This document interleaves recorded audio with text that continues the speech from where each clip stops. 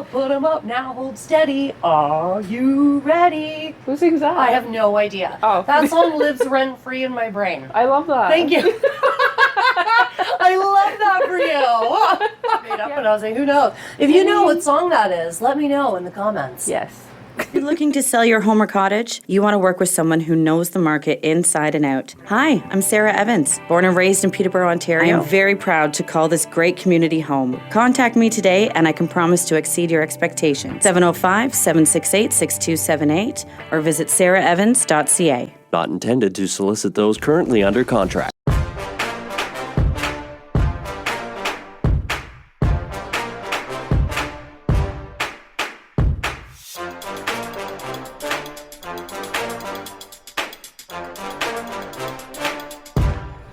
Here we go. Welcome back from my little holiday break. Let's jump into the Tiffany Show. I'm your host, Tiffany Arcari, on Kojiko, Your TV, Peterborough Lindsay, and of course my social media channels. And as the YouTubers say, smash that like button, I guess. Let's hop to it. I've got a guest that I've known in the community probably from last year and a half or so. We started crossing paths with each other. A bit of a light, a bit of a direct communicator, which I appreciate so deeply. I know this beautiful soul has a story to share, so I asked if she would come and take a seat with me at the Tiffany Show. Please welcome Ashley Thompson. Hello. I put applause in the background. Love that. Do you want to squish little? There we go. Yeah. Which Ashley and I are no stranger to these stomping grounds. We've been here before on a few dates. Yes. Ashley, I know a little bit about you, my friend. Mm-hmm. Can you share with those that are watching a little bit about yourself? Maybe your likes, your dislikes, some of your hobbies, maybe a secret no one knows about you. Maybe mom's watching, so watch the secret. Oh, my mom knows everything. Aww. What's your mom's name? My mom's name's Margaret, but I call her Margarita. Margarita. This one's for you, Margarita. Hi, Mom. Hi, Mom. Well, where should we start? Yeah. Were you born and raised here? I was not. So I'm originally from Akwesasne Mohawk territory. So our territory is straddled on actually 3 borders. So we're in New York, Ontario, and Quebec. Oh, wow. Yeah, it's a little interesting. I grew up on Cornwall Island. We call that Gawanoga in our language. But when we have customs on both sides, we like to say that we have a little gated community. How many are in your community? Well over 10,000, I believe. Well over 10,000. Yeah. I hear you talk about Akwesasne a lot. Another one of my girlfriends has been down to Akwesasne as well. Yes. They talk about how beautiful it is. Is. Can you share a little bit of that with us? Absolutely. So Akwesasne is, it's my heart. It's like for like my place that's forever home. The place that I feel the most grounded. My favorite is, of course, that my grandparents were right on the St. Lawrence River, so I just love spending time on the river during the summer. The winter is nice too, but it is a little cold when the east wind kicks in. But. Oh, fair. But yeah, it's a beautiful community. We have a lot of talent there, like from lacrosse to beadwork to seamstress. Ooh. I mean, yeah, and amazing chefs. We have some amazing cooks there too. So. She knows the way to my heart is through my stomach. Girl, me too. Yeah, that's valid. That is valid. What brought you all the way to Peterborough? So I actually moved to Peterborough in 2019. I came to do my undergrad at Trent University. Undergrad. So I've been here for school. Just started my PhD in the fall, which is crazy. That is amazing. Thank you. What's your end goal? Like, what are you working toward? Take over the world. I love it. Me and you, babe. World domination. What are we doing today, mates? I mean, it could be fun. Try it on for size. Right. Yeah, right? You know. Yeah. We can do it with kindness. Right. I think the world needs more of that. I think we could do that. I think so, too. Well, my ultimate goal is to focus on like language revitalization and try to advocate more for the efforts to keep our language alive in our communities. I back that. I support that. What can I do to support you? Just show up. Show up, Yep. listen, Yep. try. Hold space. Hold space. I always got space for you. Can you maybe tell us a little bit about your life story? You decided to get into the PhD program to get on this mission that you're in. It's definitely not a straight road. My journey is a little all over the place, but I mean, I appreciate every moment that I've had so far. So I grew up in Akwesasne. I grew up primarily with a single mom. I lost my father when I was 5, going on 6. So that was kind of like my first life-shaking moment. I'm really close with my family. My grandparents are near and dear to my heart. And so then I graduated from Messina Central School, which is on the American side. Oh my gosh, okay. Yeah. So do you have like how does that, do you have dual citizenship? Yeah, we have citizenship on both sides. Pretty interesting. Yeah. Yeah, so I did most of my schooling in the States. So when I came to Trent, it was a huge difference for me because I never did education on the Canadian side. So it was different. Then I did a couple semesters at a local like a state school. Oh yeah. Just because I wasn't sure what I wanted to do, so I was kind of figuring it out. And then I researched a design school because I was always interested in interior design. So then I took the huge leap and I did a year of schooling in Las Vegas. So I lived in Las Vegas for a year. What? Yeah. What was that like? Crazy. I expected you to say nothing less. And like for my advantage though, it was good because I wasn't of age yet. Ah. So I couldn't do anything crazy. I couldn't go to the casinos and lose all my book money. So it was a safe time to live in Vegas because I'd be 2 years too young to be of age in Vegas. So, Wow. yeah, but it was fun. Yeah. What made you get into the program what guided you in life after that kind of pushed you into this mission for especially like keeping language alive? Yeah, so it was weird because I wanted to get into the design field. My original goal, which is funny because like I can't see myself doing this now, but my original goal was I wanted to, the reason why I chose Vegas was for interior design. I wanted to be the first Native woman to own and design a Native-owned casino in Vegas. I had big dreams. I'm a big dreamer. Hey, so I love a blue sky, babe. I love a blue sky. So that was my first original goal, and then so I stayed in Vegas for a year, and then I just felt like I was too far from home. Like it was, a 6-hour plane ride, like that was no joke. I was just too far away. So I looked at coming back to the East Coast, and I found a school in New York City. So I finished my degree. I spent like a year and a half in New York City. So I finished that degree, and then I think 2 days after graduation, it's funny because I remember the dates. I graduated June 22nd. And then June 24th, I started my job at the casino, the Akwesasne Casino in our community. I say at least 3 to 4 years, and then I left a little bit, and then I came back. So it was like I came and went. Right, Yeah. right. Well, you're kind of figuring life out. Yeah, pretty much. I was really focused on work. I took my career serious, so yeah. You know, that tracks from what I know about you, because you take your studies like very seriously as well. Yeah, and it's sort of engaging in those conversations about Indigenous business, actually, that we had on the Euphoria rooftop here. Yeah, it was just really such a great guy. That will stick with me forever, that conversation that we had. Yeah, I love that. Yeah, it was really eye-opening, because there were some things that were happening, especially with reduction of red tape and the blockages when it comes to Indigenous people and having businesses and getting funding for businesses and financing and stuff. And so I will forever be grateful for you for opening my eyes to that, because I did not know, and I appreciate you sharing that with me. Yeah, absolutely. Speaking of things that we share, I wondered if maybe you could share a time where maybe you felt underestimated. And if you were underestimated, how did you prove them wrong? I feel like anytime I face something new or I take a new leap into a new career, I don't know if it's underestimating myself or if it's like the people that I'm working with. Oh. But I always try to do what's right. I always try to lead from the heart. But I always try to understand the situation and the people that I'm with at the same time.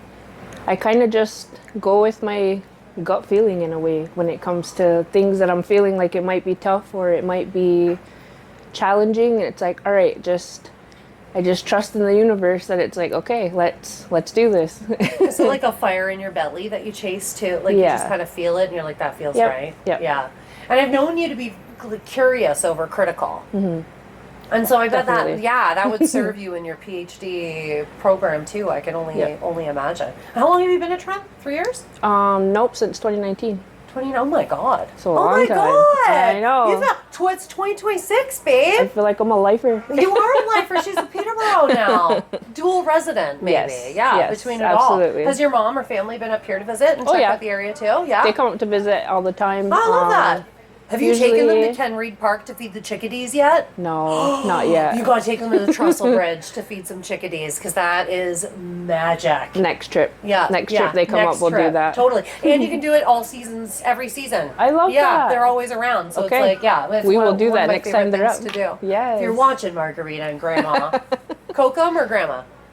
We call them Dada. Dada. But I call Grams as Grams. Grams? Yeah. Hey, Grams. This is Hi, for Grams. you. Hello, Grams. Ashley, what's a lesson that you had to learn the hard way? Because you've lived a lot of life, sister. Like, you're young. You lived on your own in Las Vegas, kind of Yep. exploring that, getting into career here, moving here with nobody as well. Like, Yeah. you're pretty brave. I think when I put my mind to something, I think I put my all in. So it's like, okay, I'm gonna do this, and we're all in. Who do you get that? Is that like a family thing, or do you think that's like an experience thing based on what you've lived so far? That's how you move. I say a lot of my strength comes from my mom and my grandmother. Just because of the things that I've seen them overcome in their life, and the things they've succeeded at in their life, and even the bad times, they always push through. They always see the good at the end. So it's like that's kind of what I focus on. Like, I don't look at bad situations as bad. Like, I try not to focus on the bad. I look at them more as lessons. It's like, what can I take out of this to carry forward? That is so. It reminds me of that story with there's like a story of like a horse, and the horse gets injured, and they're like, oh, thank God that happened because XYZ didn't happen, and Yeah. I can't remember the full details of the story, but it really is like these things aren't bad or good, they just are, Yeah. and then we decide how we're gonna. It's all in how you perceive it. Yeah. Right. Like, not every bad day is a bad day, because when you wake up the next day, it's a new opportunity to make it better. So I always try to look at the good things, and to always see the next day as a new opportunity to do something different. That's why I like Mondays. Yeah? Yeah, it's like Absolutely. a fresh start to the week, right? Absolutely. Yeah, we It's can like just a kind of let reset. it go. It really is Yeah. like a reset. Yeah. Yep. Yeah, people hate on Mondays. I'm not a Monday I hater. know. You a Monday lover too? I do. Oh, yeah. see, yeah. We like the fresh start, the positive mindset, the reset. Yep. It's like something bad happens, we sit in it, we feel it. That's what the weekends are for. Your Sundays are like, all right, this is how I'm going to conquer the week this week and make it better than last week. Yeah. Ah, beautiful message to share. Yes. Now, is this part of the impact that you hope to leave behind, or are you on like a bigger mission? I think it's a part of it. I think my ultimate thing, because it's just like, because I come from the community that I come from, and there's like so many barriers that are set up against us as it is. And I don't think a lot of people realize, but it's like, I consider myself a res kid, and I've shared that with some of the students that I worked with at Trent as well. And it's like, us res kids can dream big, and we can make a difference in the world. Like, it's not just in our community, like, we can be that difference across the country if we need to, or even globally. So it's like, I feel the biggest impact for me is, don't ever let where you come from or who you are be something that restricts you or holds you back. Like, dream big. Don't limit yourself. Go for the gusto. Yes. That's the last thing I want on my deathbed, is to get there and be in remorse for things I didn't do. Yep. That is like my biggest fear. Me too. Right? Yeah. Yeah, and when it comes to enrolling in PhD school, Yeah. when it comes to launching your own show, there's no blueprint, right? Right? There's Yeah. no blueprint to life. There's no like figuring this out. Nobody has this perfectly dialed Yeah. in. And it's like, if we've got a big dream, Yeah. then just those little actions that we can take, everything builds momentum, right? Yeah. And we just I've, get moving in that direction. Yeah. I've had really good conversations even with my uncle. Hi, Uncle. Hi, Uncle. Uncle Dwayne. Uncle Dwayne. Him and I have had really good conversations about that. And even when it came to me either pursuing school or even launching my own business, he's like, what do you have to lose? What do you have to lose? That's a great question to ask yourself. Or if like you're going up to get funding or an application, it's like the worst they can say is no, go for it. Make the ask. Yep. Yeah, make the ask. It won't happen unless you do it, so might as well do it. So true. Yeah. A business owner, you do a bit of beading. You're I creative. do. Yeah. And Yes. if we wanted to follow you, Yes. So I have my business on Instagram. It's Ganyo Hadadi Beadwork. I'll have to spell it out, or we can tag it. Tag in. Yeah. But yeah, so I started that back in 2021. Oh, cool. I've been beading since about 2014, 2015. But then didn't really take it serious till about 2021 and turned it into a business. Really? And that's actually what put me through school. You're no way. Yeah, I would do little pop-up sales online, either Facebook or Instagram, and things would sell pretty quick locally in our community, and that's what kind of helped me That's go amazing. through school. Yeah. And beading is also such storytelling. It It's is. all connected together. It and is. it is really, really special. Yeah, that's one of my favorite things is when we're in a group of women and even men, they'll come in and bead, and it's just hearing life stories, but then also just knowledge sharing, because it's a different walk of life of people coming in, and just I love beading with elders and youth. Like that's probably near and dear to my heart, just because you hear about all the goals the youth want to do, and then you hear the stories that the elders are proud to share, and it's a beautiful thing to bring us together. That would be what a beautiful Yeah. room to be in. Yeah. And that sense of community that's fostered in family. Like you get deep when we share vulnerable things, like Absolutely. our dreams or our hard stuff, Yeah. right? And like, and to be together while we're creating something is just so powerful to tie you emotionally closer together. Yeah. Oh, what a beautiful community. I gotta go visit Akwesasne. You do. I do. I'll have to pop down there. Yes. Meet Margarita. Oh, you'll love her. We were talking on the sidelines about good things that happened. You just mentioned too, like kind of having that positive lens, like when things go hard, we don't go hard with them. Right. What is the kindest thing somebody's ever done for you that you would just never forget? I think just giving me an opportunity when I was like young and inexperienced. And passing that on too, right? Yeah. Because you take some people under your wing. I try to prevent the barriers that I faced by holding open the doors that I was able to open and providing those opportunities. That gets me in the heart because I feel that so deeply in a different journey, different experience, but that holding the door open for somebody else. Absolutely. I feel that's kind of like our role and responsibility, like our time and then like our generation. It's to pave that path, right? Yeah. And so then when the youth are coming up, it's like, all right, this is what you want to do. Let's do it.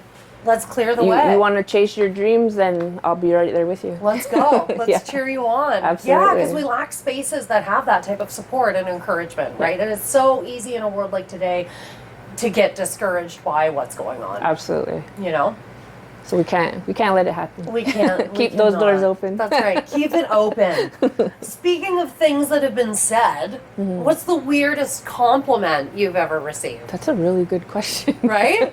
I was told once that I was the sharpest tool in the shed, which I didn't know what that meant until my cousin had to she basically was like, I think that means that you're too smart. And I'm like, I don't think that's a thing. Honestly, Ashley, I don't even know what that is. Right? Yeah, and I've heard people say it like, you're I'm not, like, did they get that out of a Or fortune they'd be cookie? like, you're not the sharpest tool in the shed. And I'm just Right. thinking like, okay, well, what's in the shed? What are we talking How here? can you be too sharp? How can you be too sharp, right? Yeah. Right. And especially like you ever learning, like, Right. yeah, we're constantly getting sharpened. You would think. You would think, one would think, Right. the things that people say. Ashley, if little you were here right now, what would you tell that little girl? Oh, so much. I think the biggest thing I would want to tell her is the things that you might feel you're insecure with will turn out to be your biggest strengths. Oh. So it's like, don't limit yourself. Just believe that you have everything you need to do what you want to do to chase your dreams, and that you're not alone. You have your family and your friends that will always support you. There's so much power in that too, in that reminder that we're not alone. And sometimes, like I've said this before, where like even I get stuck in the narrative where it's like I'm doing this by myself, I'm all alone, I'm grieving alone, and it's like I'm not. Right. I have wonderful, wonderful friends around me. I have a beautiful community that supports me, a fantastic partner that shows up for me, and it really is all about the people and the support systems that we have in place, right? Absolutely. Yeah. What's a piece of advice that somebody has maybe shared with you that you find you now parrot to other people when they're having a hard time or whatever they're going through? Or what's your like canned advice? I'll say anytime I feel like I'm doubting myself, I have my grandmother's voice in my head where it's like, Ashley, regardless of what gets thrown at you, as long as you love yourself and believe in what you're doing, you'll be okay and you'll get through it. She's my one sounding board that if I feel like down or frustrated, I just call her and she always gives me solid advice. Shout out to Grams again. Hi, Grams. We love ya. But yeah, she's like, if you believe what you're doing in your heart and it's what you're drawn to, then you'll be okay. Do you know why she's like that? I think just from her life experiences, like as much as she experienced and went through in life, she always stayed grounded and very humble.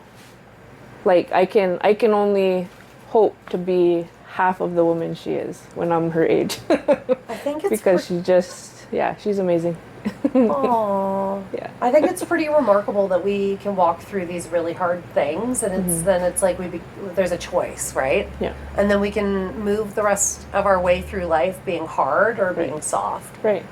And so that seems like a generational thing for your family. That's one thing is we're always really grateful at the end of the day of where we are in life, and even what we have, we focus on the things that are priceless and the things that you can't buy, right? Like we like her biggest thing is make sure we're always good to each other, and don't ever. My mom always says we can't go to bed mad. I agree with you. Yeah. I agree. So even if we have a disagreement or something during the day, we always come together, talk it out, and we come to an understanding, but we try never to be mad and to hold on to those things because life's too short. I wonder if that plays into the fact that you've got that curiosity over criticism. It could be, because I don't hold on to things like that or like anything that's, I guess, negative in a way. I try not to hold on to that stuff because it's like we're not here forever.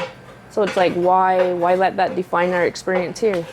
You know? Life is short. Yeah. Yeah, you're totally right. So we might as well have fun. Yeah. and forgive and ask questions. And Absolutely. what do you like in those moments? Like when you're feeling spicy, do you need like a minute to pause and then you kind of go in and... I'm the type of person that I have to take a step back and really analyze. I always ask myself, like, why is this bothering me? Like I always try to get down to the root. Oh, yeah. What is it that is bothering me? Problem. I mean, and sometimes it is, and sometimes people are uncomfortable to channel into that, right? And channel into themselves. So I always ask, all right, what am I upset? Am I really upset about this, or am I disappointed? So I try to identify it so I can understand, and then reapproach the situation. Yeah. Isn't it amazing too when you get to that point where you like recognize what you're doing too, and it's like, oh, it's like, girl, go eat a chocolate. Yeah, girl, you need a snack, you need some water. Go get a coffee or Starbucks. Yeah, you need to chill out. Usually mine is like especially with when certain situations. Yeah. It took me a long time to admit that I was a type A personality. Girl, me too. I was like, I'm type B. 100%. I'm so easygoing. I like go with the flow. In fact, she's not type B. There's a time and place for type A and type B. There is, absolutely. And like controlled outcomes, right? Because when we live a life of things that are very unpredictable and not stable, some of us end up walking through the rest of our journey trying to have a handle on stability and controlling outcomes and expectations and things. And even honestly, and sometimes it's like small things. Like I was having a week And there's kind of a few things coming at me. And then my poor sweet husband comes home. He'd like to buy a new vehicle. He comes in the driveway. He's got this new vehicle in the driveway, and I'm raging. And he's smiling and opens the door, and I look at him, and I'm like, "Did you just buy that?" And he's like, no, I was just at a little test ride. And then we got in the conversation, and then I realized what I was doing. I was upsetty spaghetti because I wasn't controlling that situation because I had a lot going on in my life. And he was like, I'm just going to take care of this. It's all right. She's a passenger princess anyway. We'll just make sure she gets what she needs. But yeah, and then all of a sudden I found myself, like, and I said to him, like, honestly, I'm going to project. Yeah. You're going to take me on this test drive. I'm going to be negative Nelly. I just need to be transparent. Just let me get it out. Let me get it out, yeah. And it really was like sitting down and asking myself, like, why do I feel like this? Right. Why am I reacting this way? Right. Oh, is it because I don't have control of the situation? Right. Yeah. And it's funny how we get like triggered and then project like that, right? Right. Everybody projects. Right. And I feel it's important to always check yourself because sometimes it's not necessary. It's like, yeah, I could have just took a breath and calmed down. Right. I could have had my Doritos and been fine. Right? I mean, yeah. Ashley, if you had a message for those that are watching at home or in Akwesasne, because I call Peterborough home, Right. What would that message be? Oh, just go for it.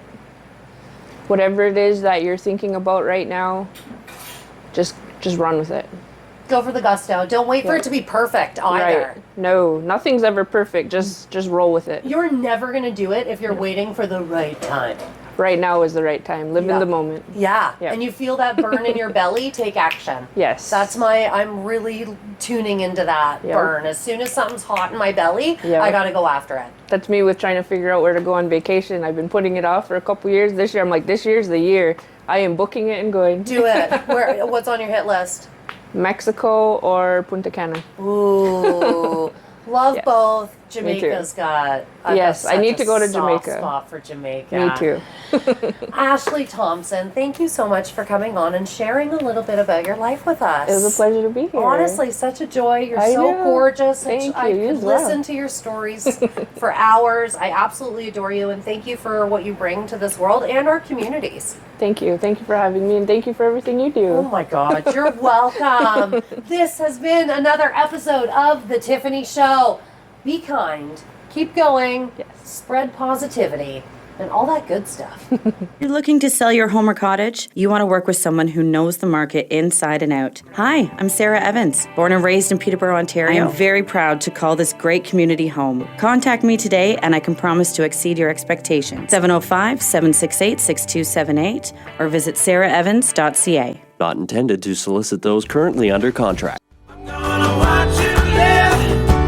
I'm gonna help you learn, and I'll always be in the front row.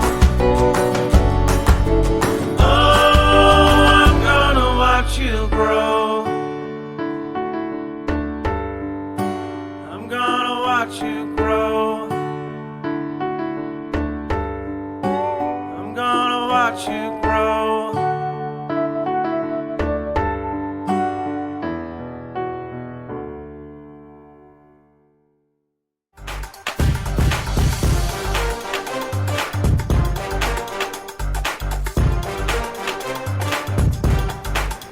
Good job, babe. Thanks. That's so cute. That was really fun. Yeah.